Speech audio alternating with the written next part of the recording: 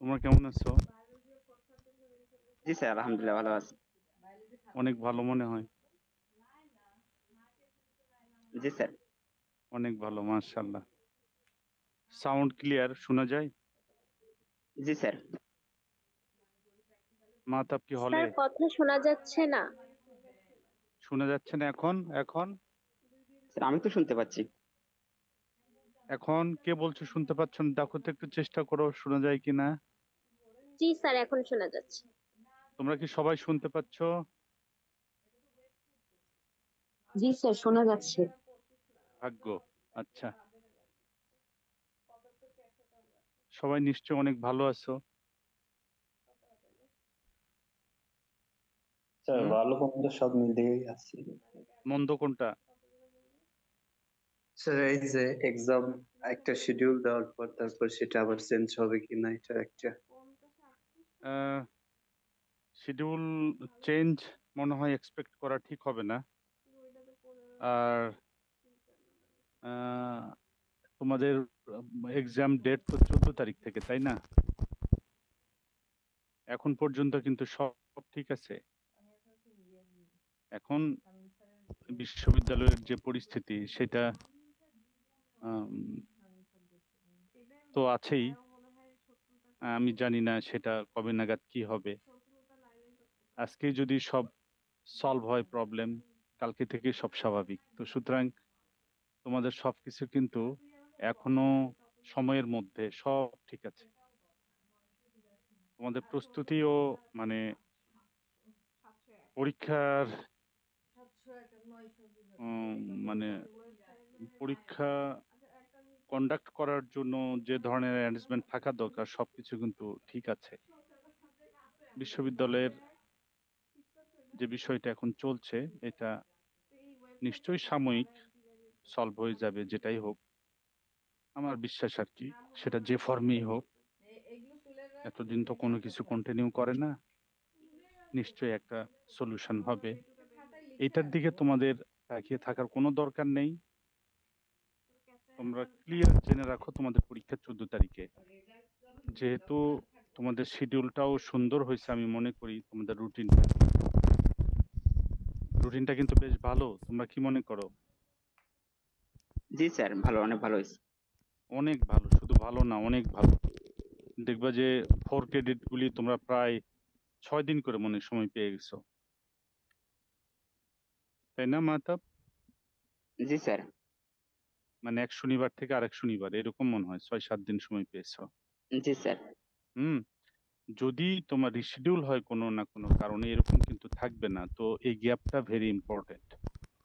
তোমাদের বর্তমান যে গ্যাপটা আছে, হুম, এক পরীক্ষা থেকে আরেক পরীক্ষার মাঝে খুবই সুন্দর একটা গ্যাপ আছে। তো সুতরাং এটা তোমাদের সুন্দর একটা রুটিন।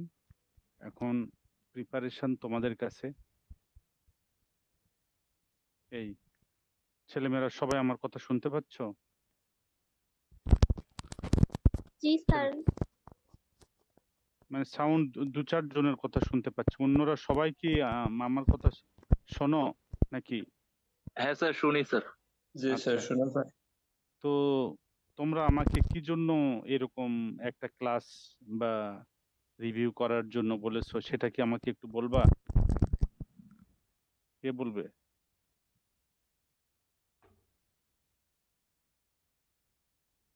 হ্যালো, কেউ যে বলে না এখন।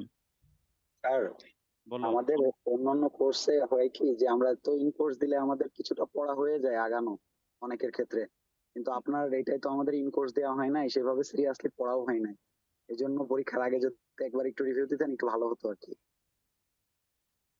ও আচ্ছা, জাহিদ বললা নাকি? জি স্যার। আচ্ছা। তো অন্যরা কি বলো, জাহিদের সঙ্গে এরকমই কথা না অন্য কোনো কথা আছে আরো? স্যার যেহেতু স্যার অনেক বড় একটা সিলেবাস, তো একটু দিক নির্দেশনা দিতে যে কোনগুলা পড়বো, বা যদি লেস ইম্পর্টেন্ট যেগুলা যেগুলো না পড়লেও চলবে স্যার, এগুলো একটু বলে দিতেন, এরকম কিছু আর কি একটু। শোনো, পরীক্ষা একটা বিষয়, পড়াশোনা একটা বিষয়। তুমি যদি পুরাটা কোর্স না পড়ো, তাহলে এই সাবজেক্ট সম্পর্কে তো তুমি বুঝতে পারবে না, জানতে পারবে না। হুম। তাহলে তোমরা তো জানো এই তোমাদের ইয়ার থেকে 306 কোর্স, এই তো 306 হচ্ছে 4 ক্রেডিট, তাই তো নাকি? জি স্যার। 4 ক্রেডিট কোর্স, 2জন টিচার পড়ান, এবং তোমাদের প্রতিটা কোশ্চিনের জন্য 10 মার্কস করে থাকবে, মানে 10 মার্কস। তার মানে তোমাদের পরীক্ষা হবে 60 মার্কসের মধ্যে 6টা কোশ্চিনের আনসার করতে হবে, থাকবে 8টা কোশ্চিন। এর মধ্যে আবার এ বি দুটা থাকবে, এ পার্ট বি পার্ট। এ যদি আমার পার্ট হয়, বি হচ্ছে ম্যাডাম যে পড়ান একজন, সামিয়া ম্যাডাম। হুম। এই তোমরা হা না বলো, আমি তো তোমাদের চেহারা দেখতে পাচ্ছি না, তো সুতরাং হা না বলো, জি স্যার, ইয়েস নো। শুনতেছি স্যার। হ্যাঁ। তো মানে এ থেকে 4টা কোশ্চিন হবে, সেখান থেকে তিনটা আনসার করতে হবে। বি থেকে 4টা কোশ্চিন হবে, সেখান থেকে 3টা কোশ্চিন আনসার করতে হবে। হুম। এবং এমন না কিন্তু যে ধরো যে কোনো একটা কোর্স পড়লা পুরাটা আনসার করলে, এটা কিন্তু সম্ভব না। যেহেতু গ্রুপ থাকবে, group A group B, group A থেকে 4টা কোশ্চেনের মধ্যে 3টে আনসার করতে হবে, গ্রুপ বি থেকে 4টার মধ্যে 3টে আনসার করতে হবে। সো স্যার, স্যার ইকুয়ালি সব ইম্পর্টেন্ট। কোর্সের ক্ষেত্রেই কি স্যার সব এরকম? কোর্সে মানে ফোর এর ক্রেডিট আগে কিছু সবগুলা, স্যার। 4 ক্রেডিট সবগুলো এরকম। সম্ভবত 305 যেটা ফার্টিলিটি, হুম, ফার্টিলিটির মনে হয়, আই এম নট শিওর, মডারেশনের সময় বোঝা যাবে। তো আমাকে তো একটা ধারণা দিচ্ছিলেন যে হয়তো 305 মানে এরকম হয়তো ইয়েতে বাইন্ডিংস থাকবে না আর কি, মানে আই এম নট শিওর। বা ওখানে রিল্যাক্টেন্ট যেটা বলা যায় সেটা থাকতে পারে, মানে যে কোনো 8টার মধ্যে 6টা, কিন্তু বাকি 301 2 6 7 8, তাই তো? এগুলো সবগুলো তো 4 ক্রেডিট এখন। এগুলো থেকে গ্রুপ এ গ্রুপ বি থাকবে। তোমরা এটা আগে থেকে জানতা না? জি স্যার, জানতাম।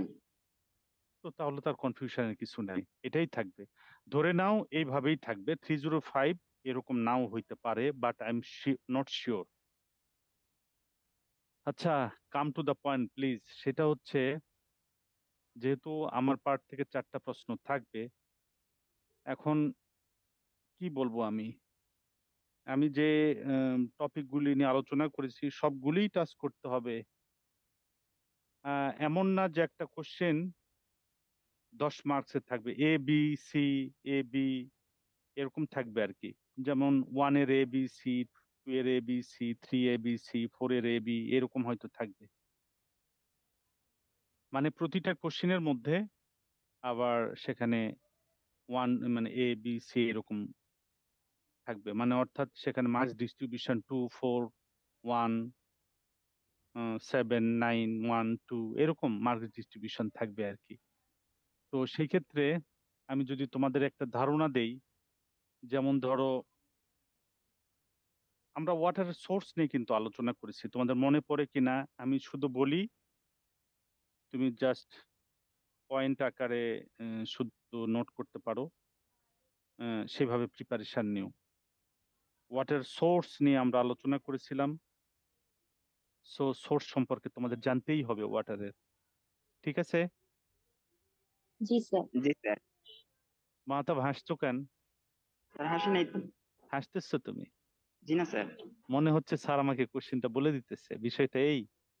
জি না স্যার। আচ্ছা আচ্ছা, বলে দিচ্ছি, তারপরে পরীক্ষায় লিখো ঠিক মতো। দেখবা যে লিখতে পারতেছো না, যা লিখতেছে সেটা হয় নাই, ঘটনা এই ঘটবে। দেখবা চোখের সামনে সব পরিষ্কার, কিন্তু লিখতে গিয়ে দেখবা যে ঝামেলা হয়ে যাচ্ছে। তো যাই হোক, সোর্সেস অফ ওয়াটার এরকম। ওয়াটার ইউজ সম্পর্কে আমি তোমাদের ধারণা দিয়েছিলাম। ওয়াটার ইউজের কথা ঠিক আছে, কিন্তু এই যে ইউজের ক্ষেত্রে বিভিন্ন ইউজার যারা, ডিফারেন্ট ইউজার, তোমাদের হয়তো মনে পড়ে, যেমন domestic use, agricultural use, industrial use, hmm thermal use ইত্যাদি আলোচনা হয়েছিল না এরকম? আমার জি মনে হয়, স্যার। জানি না তোমাদের মনে পড়ে স্যার। কিনা। এগুলি হয় কি, ওয়াটার ইউজ, এটা যে চেঞ্জ হচ্ছে, ইউজটা যে চেঞ্জ হচ্ছে, এবং মানে ডিফারেন্ট সেক্টরের মধ্যে মেন কথাটা হলো ওয়াটার ইউজ সম্পর্কে ভালো করে পড়াশোনা করতে হবে, জানতে হবে ভালো করে এইটা। তারপরে আসো, যেমন ধরো হাইড্রোলজিক সাইকেল। ওয়াটার শুরুটাই তো করেছিলাম হাইড্রোলজিক সাইকেল দিয়ে, তাই না? হুম। হাইড্রোলজিক সাইকেল কিন্তু আহ, একটা বিশাল প্রসেস। হুম। এর গুরুত্বটা কি, ইম্পর্টেন্স যদি বলি, এখন তোমার মতো করে তুমি এর গুরুত্বটা কিভাবে দেখো, ইম্পর্টেন্স অফ হাইড্রোলজিক সাইকেল, এটা তুমি ভালোভাবে জানবে। এখন কিভাবে তুমি লিখবা তোমার উপরে।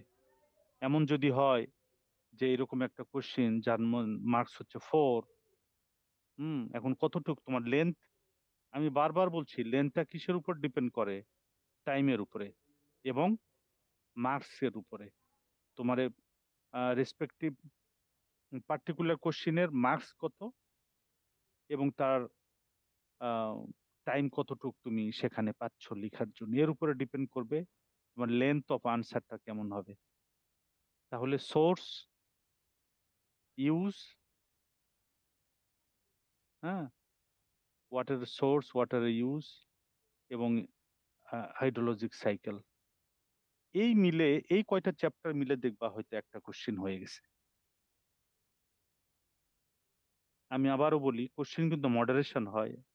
মডারেশন মিনস, আমি তোমাদেরকে বললাম, হুম, এটা কিন্তু এক্সটার্নাল থাকে, উনিও কোশ্চিন দিবেন এক্সটার্নাল, সেখান থেকেও নেওয়া হবে। তোমরা যেহেতু বলছো যে ইম্পর্টেন্ট বা ইম্পর্টেন্স দেওয়ার জন্য, সেই জন্য আমি এইভাবে তোমাদেরকে একটু বলছি। আহ এই এরপরে নেক্সট কোশ্চিনের ক্ষেত্রে যদি তুমি আসো, যে আমরা এরপরেই কিন্তু আমরা গিয়েছি এরকম ওয়াটার কোয়ালিটি প্যারামিটার সম্পর্কে কিন্তু আমরা আলোচনা করেছি, করেছি না? হ্যাঁ, জি sir. Physical, chemical, biological parameter, এগুলোর কিন্তু ডেসক্রিপশন আমরা জেনে এসেছি। হুম। ডেসক্রিপশন আমরা জেনেছি, যেমন গুরুত্বপূর্ণ কিছু প্যারামিটার থাকে।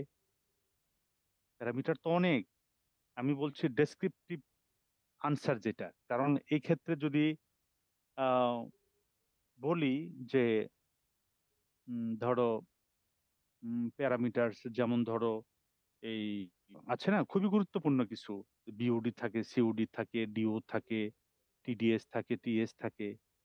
হ্যাঁ, এই যে প্যারামিটারস গুলি, এগুলো ডিটেলস জানার জন্য, এগুলো কিন্তু লিমিট ভ্যালুজ এর কথা আমি বলছি না। তোমরা কি আমার কথা বুঝছো কি বলেছি? জি স্যার, বুঝতে জি পারছি। স্যার। হুম।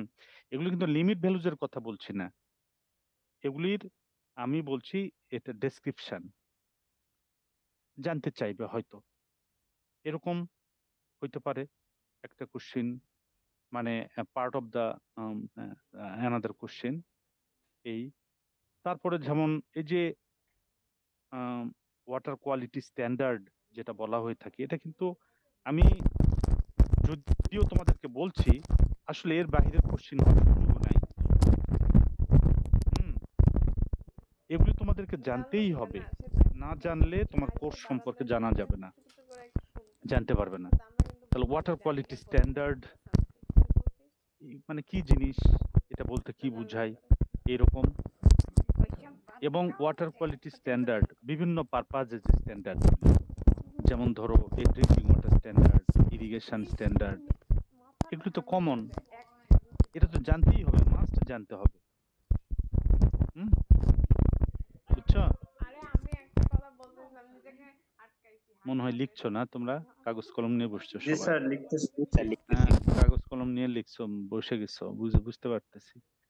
তাহলে এই ধরনের এরকম একটা মানে সম্ভাবনা থাকবে, এরকম একটা কোশ্চেন যদি হয়। তা আমি তিনটার কথা কিন্তু এখানে বললাম, description of water quality parameter, সেক্ষেত্রে কয়েকটার কথা আমি বললাম, প্লাস আরো যদি তোমার গুরুত্বপূর্ণ কিছু মনে হয় এরকম ওয়াটার কোয়ালিটি স্ট্যান্ডার্ড ভালো করে জানবা। এরপরে তোমার ওয়াটার কোয়ালিটি স্ট্যান্ডার্ড, তোমার ড্রিঙ্কিং ইরিগেশন, প্লাস এই দুটা তো জানবাই, অ্যাট দ্য সেম টাইম আরো স্ট্যান্ডার্ড যেগুলি আমি এই যে তোমার কি বলে ওয়াটার জোনিং এর ক্ষেত্রে যে স্ট্যান্ডার্ড গুলিও পড়িয়েছি, হুম, সেগুলিও পড়তে পারো। Zoning class A B C D E এরকম জোন পড়েছিলাম না? হুম, এগুলি তো ড্রিঙ্কিং এবং ইরিগেশন এর মধ্যে খুবই গুরুত্বপূর্ণ। তো এটা একটা এই টাইপের একটা কোশ্চেন হতে পারে, মানে চ্যাপ্টারের কথা যেটা আমি বললাম। এই সিআর সিআরদয়, তোমরা কি আমার কথা বোঝো? জি জি স্যার। স্যার, বুঝতে পারছি। আচ্ছা, নেক্সট হচ্ছে অ্যানাদার কোশ্চেন, মানে টাইটেল কোশ্চেন বা টপিক, সেটা হচ্ছে যেমন আমাদের একটা বেসিক জিনিস গেল, কি গেল? Water use, source, hydrologic cycle, এটা আমি বললাম। সেকেন্ড বললাম যে তোমার ওয়াটার কোয়ালিটি প্যারামিটার স্ট্যান্ডার্ড, এটা একটা বললাম। থার্ড, এটা আমি বলছি যেমন ধরো যে পলিউশন পলুট্যান্ট কি ধরনের জিনিস, এটা আমাদেরকে জানতে হবে। ওয়াটার পলিউশন, ওয়াটার পলুট্যান্ট, সেগুলি বলতে কি বোঝায়, বুঝছো? এই এই জাস্ট জাস্ট সেকেন্ড, আমি একটা ইয়ে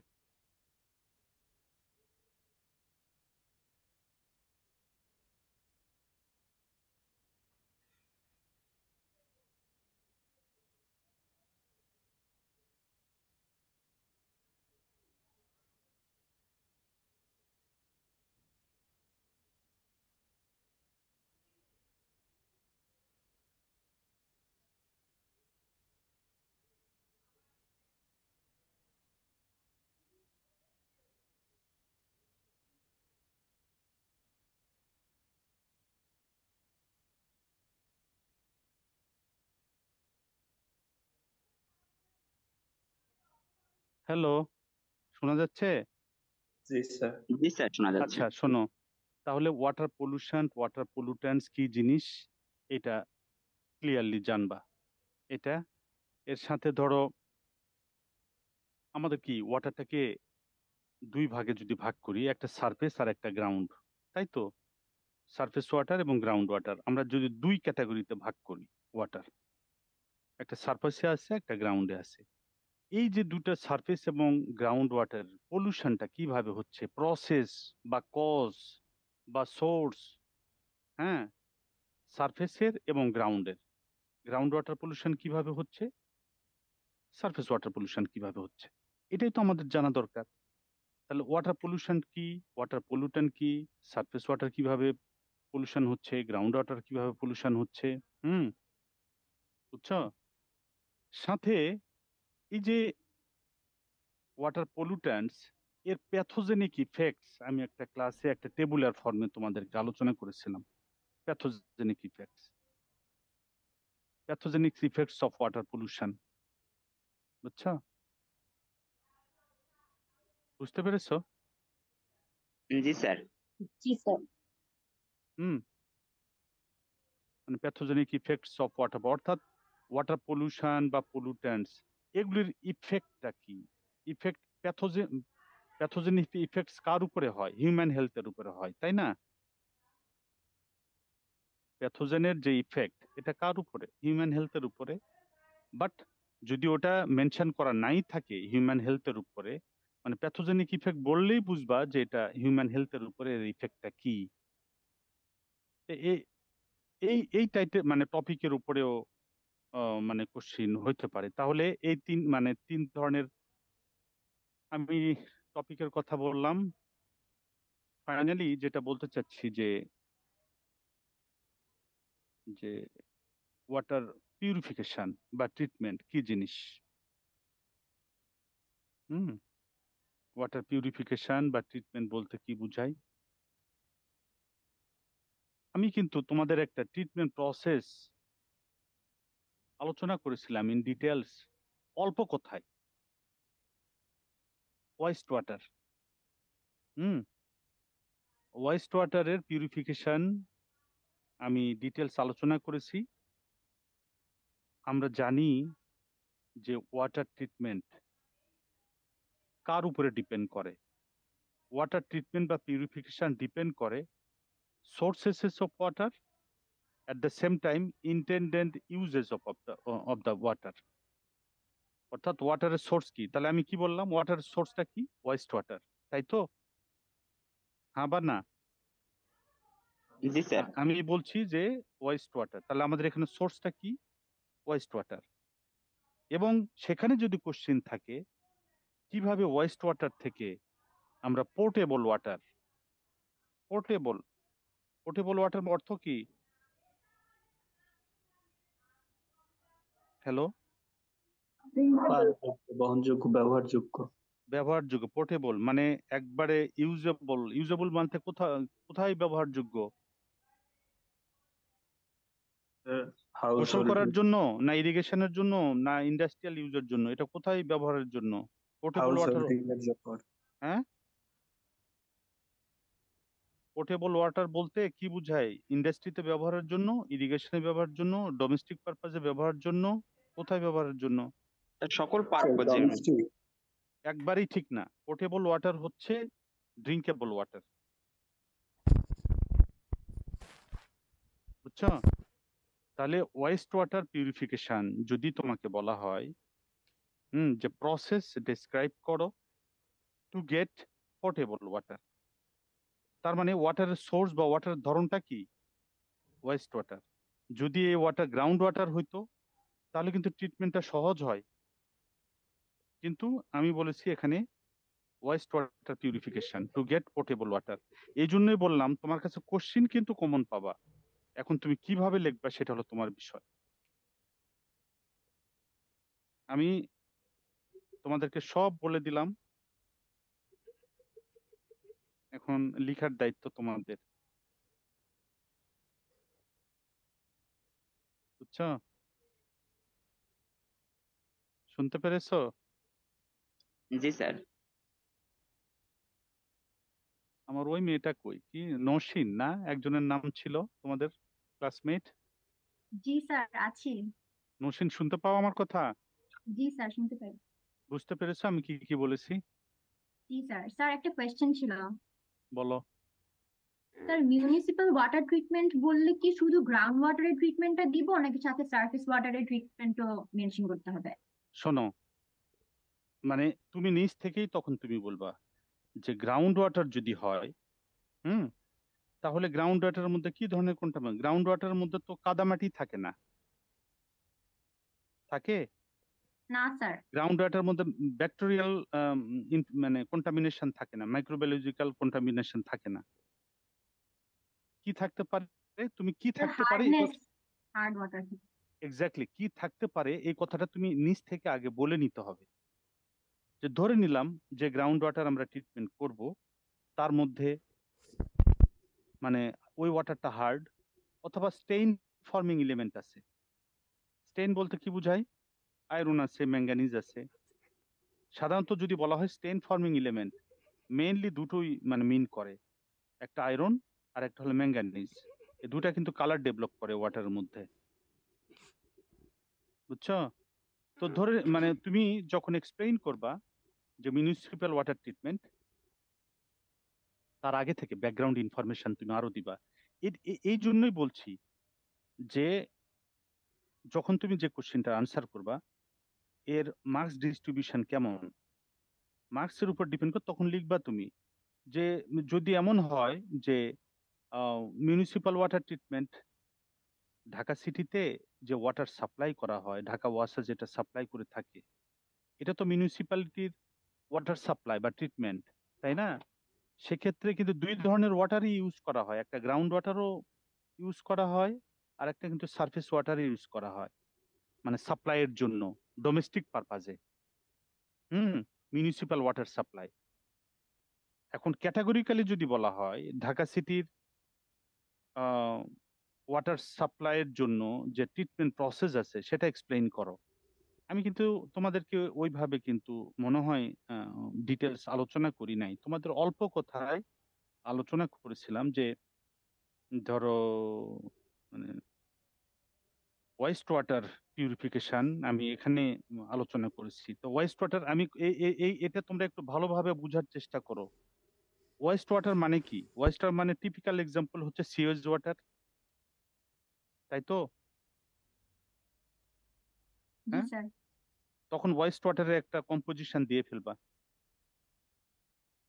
ওয়েস্ট ওয়াটারের কারণ এই একটা কোশ্চেনেই হয়তো দেখবে যে প্রায় ফুল মার্কস মানে 9 মার্কসের একটা কোশ্চেন হইতে পারে এরকম। তোমাকে যদি বলা হয় যে ওয়াটার পিউরিফিকেশন বা ট্রিটমেন্ট বলতে কি বোঝায়, এটা একটা কোশ্চেন ধরো 1 নাম্বার থাকলো।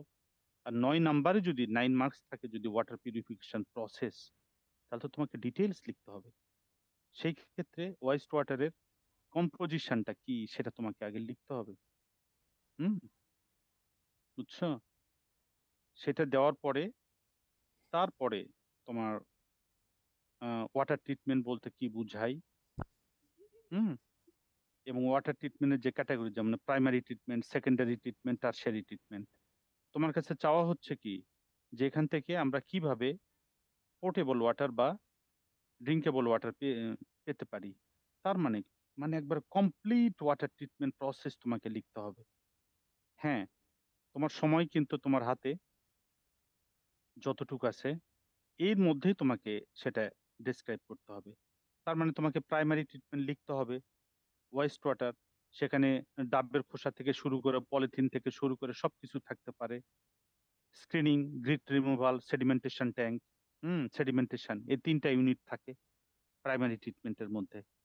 স্ক্রিনিং, গ্রিট রিমুভাল, সেডিমেন্টেশন, বুঝছো এইটা?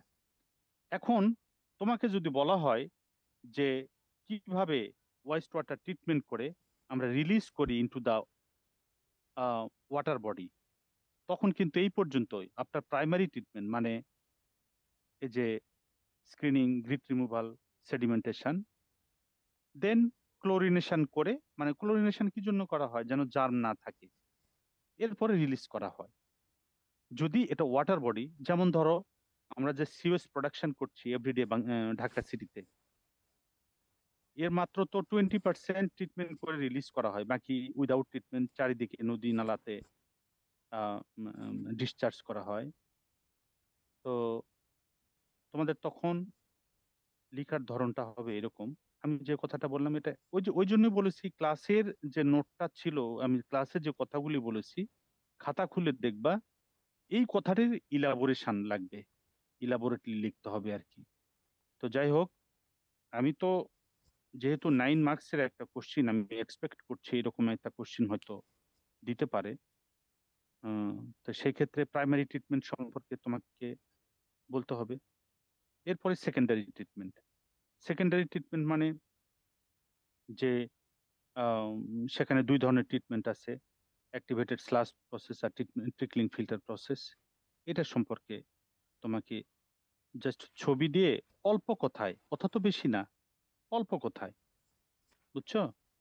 সেখান থেকে তাহলে primary treatment, after primary treatment water goes to the secondary treatment plant, সেখানে ইউজ করা যেতে পারে অ্যাক্টিভেটেড স্লাজ অথবা ট্রিকলিং ফিল্টার প্রসেস।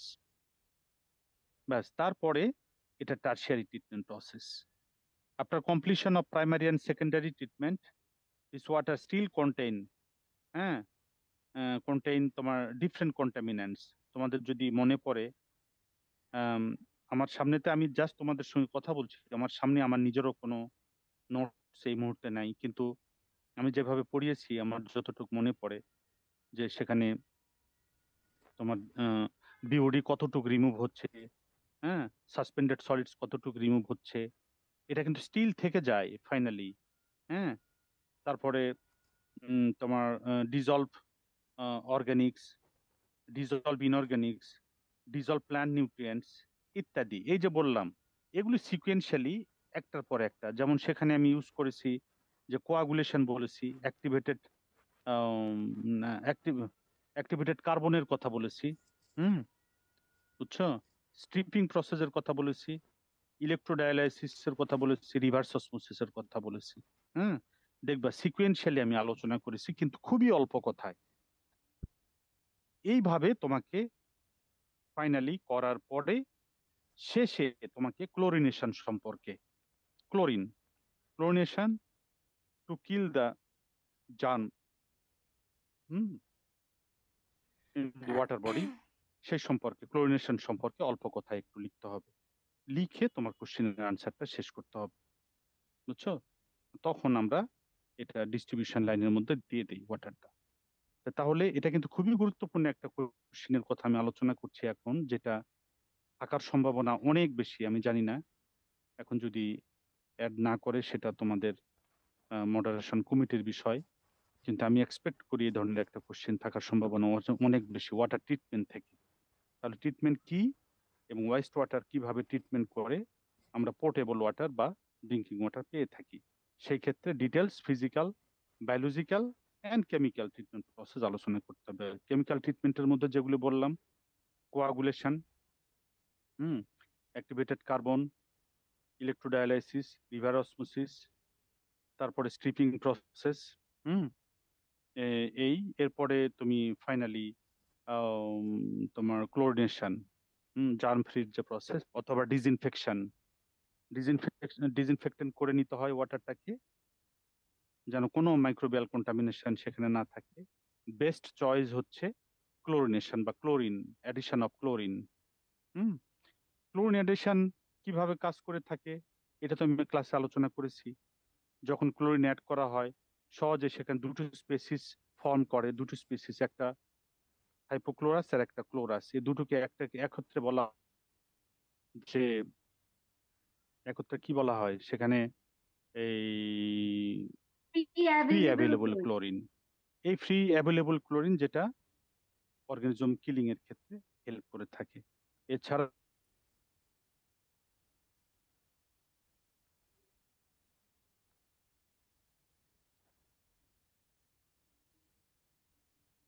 এই হাইপোক্লোরাস রিয়াক্ট করে মোনো, ডাই এবং ট্রাই ক্লোরামাইন ফর্ম করে। এই মোনো, ডাই এবং ট্রাই ক্লোরামাইন একত্রে বলা হয় কম্বাইন্ড অ্যাভেলেবল ক্লোরিন।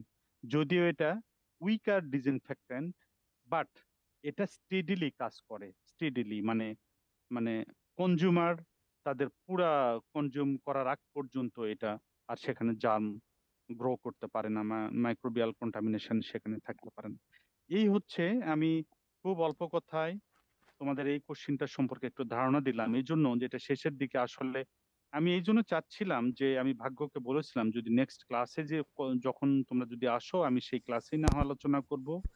ফিজিক্যালি এটা একটু যদি বলতাম হয়তো আরো, আমার মনে হয় কোনো সমস্যা নেই। একটা আমি আমি তোমাদের সিআরকে দুইটা ফাইল পাঠিয়েছি ট্রিটমেন্ট নিয়ে, সেখানে অনেক কিছুই হেল্প হবে। এছাড়াও আমি ক্লাস নোট যেটা দিয়েছি, আমি যেটা বলেছি সব মিলায়ে তুমি জানতে পারো আর কি। আমি ওকে মেল করেছি, নিশ্চয়ই ভাগ্য সেটা তোমাদের সঙ্গে শেয়ার করেছে বা করবে হয়তো। ভাগ্য তুমি কি শেয়ার করেছো? দুটো ফাইল পাঠিয়েছিলাম। জি স্যার, দিয়ে দিয়েছি। তাতেই তো এই আর কি। এখন শোনো, পড়ার মধ্যেই তোমাদের কোশ্চিন থাকবে, এখন কিভাবে তুমি গোছাই লিখবা সেটা তোমার উপরে ডিপেন্ড করে, তোমার ক্যাপাসিটির উপরে ডিপেন্ড করে। হুম আমি যা বললাম এর বাইরে থাকার সম্ভাবনা খুবই কম, খুবই কম। এক একটা কোশ্চিন যদি এটা বাদ দিয়ে অন্যদের কোশ্চিন নাই সেটা একরকম, হুম কিন্তু তুমি এর মধ্যেই পাবা, এর মধ্যেই পাবা। এটার উপরে আসলে করছি তো এর মধ্যেই, তাই না? তারপরে আমি ধরো কোশ্চিনের টাইপ সম্পর্কে একটা ধারণা দিলাম, এই আর কিছু।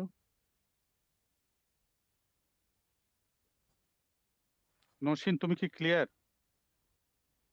জি স্যার, থ্যাংক ইউ। আচ্ছা,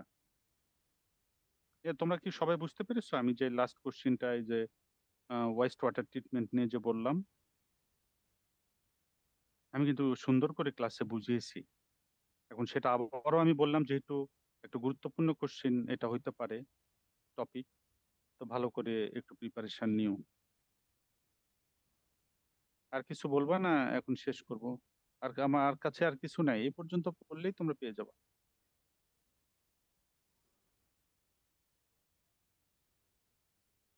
হুম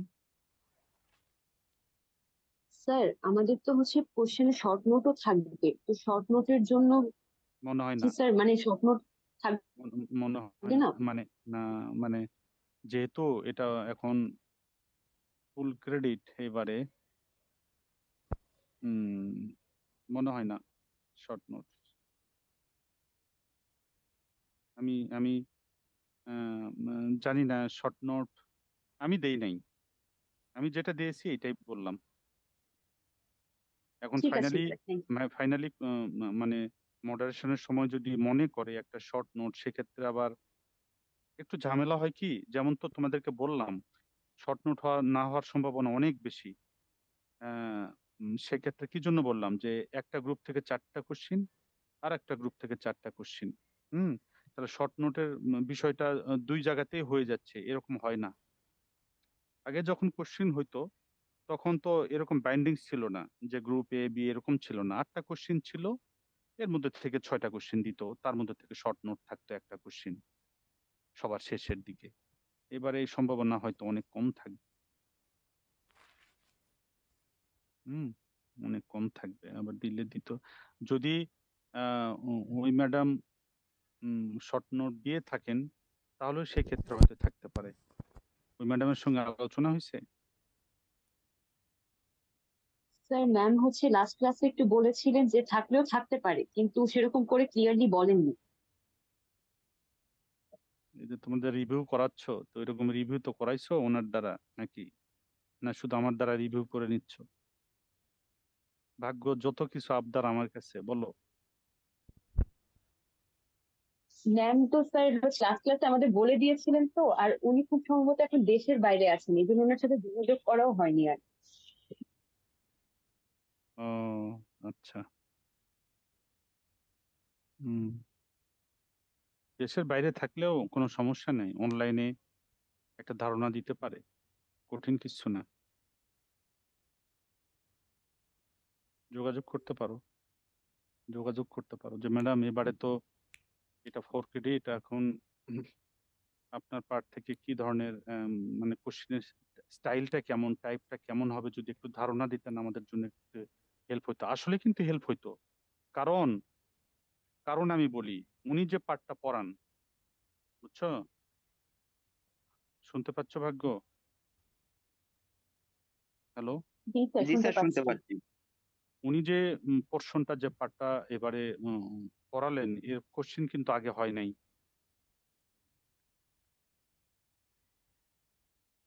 বুঝাইতে পারলাম? জি স্যার। মানে নতুন করে হবে তো, সুতরাং ওনাকে তোমরা জিজ্ঞেস করতে পারো, একটু প্রশ্নের ধরনটা যদি একটু তোমাদের সঙ্গে শেয়ার করতো, যে কি ধরনের, মানে ধরনটা কেমন, টাইপটা কেমন হবে, কোশ্চিন টাইপ, প্যাটার্ন। আমার টাইপটা যেমন আমি ক্লিয়ারলি তোমাদের ধারণা দিলাম, যেন কোনো কনফিউশনের মধ্যে তোমাদের না থাকতে হয়, ঝামেলায় না পড়ো। আমি আমি আমার এক্সপেকটেশন তোমরা সবাই যেন এখানে একটা ভালো মার্কস বা জিপিএ পাও আর কি, এবং সেটা পড়াশোনা করে জেনে শুনে। হুম তোমাকে বললাম ঠিক আছে, তুমি এখন সুন্দর করে আম, পড়াশোনা করে লিখবা, তাহলেই তো তোমার জানাটা হলো, তাই না? তাহলেই তোমার জানা হলো। আমি কিন্তু এর অর্থ এই না আমি তোমাকে কোশ্চিন বলে দিলাম, বিষয়টা না। টপিক এইরকম, কোশ্চিনের প্যাটার্ন এরকম হয়, আমি এই তোমার ধারণা দিলাম, এখন তুমি এটা নিয়ে সুন্দর করে ডিটেলস পড়াশোনা করবা, তাহলে না তুমি সুন্দরভাবে লিখতে পারবা এবং জানতেও পারবা। না জানলে তুমি লিখবা কি? ঠিক আছে, তোমরা কিন্তু আমার কথায় ভয় পেও না, আমি ঠিক যেভাবে তোমাকে সিকুয়েন্সিয়ালি 4টা টাইটেল বা কোশ্চিন যেভাবে একটার পর একটা বললাম, ধরে নাও এইটাই। এখন এক একটা কোশ্চিন যদি অন্য জায়গার থেকে আসে, তাও অসুবিধা নেই, তোমাকে তো লিখতে হবে 3টা কোশ্চিন, তাই তো? ঠিক বললাম? জি স্যার। জি স্যার। হুম অনেক বলে ফেলেছি, এতটুকু বলতে হয় না, অনেক বলে ফেলেছি। তো সবাই ভালো থেকো, শোনো, পরীক্ষা সময় মতো হবে, তোমার প্রস্তুতিও ইনশাল্লাহ সবার ঠিক মতো হয়ে যাবে, কিন্তু তোমাকে সুস্থ থাকতে হবে। এই কয়টা দিন চেষ্টা করো সুস্থ থাকার জন্য, একটা লম্বা সময় পরীক্ষা হয়, এক এক মাস